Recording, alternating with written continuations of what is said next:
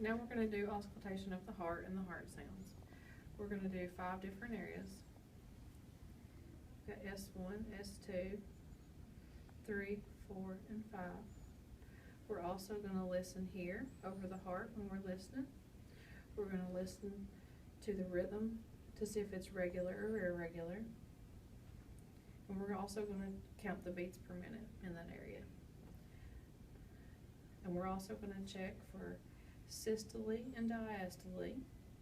At the same time, we will be feeling the carotid pulse when we're checking that. And also during this time when we're listening to a patient's heart sounds, we're going to be listening for any friction, rub, abnormal sounds, splitting, or any murmurs.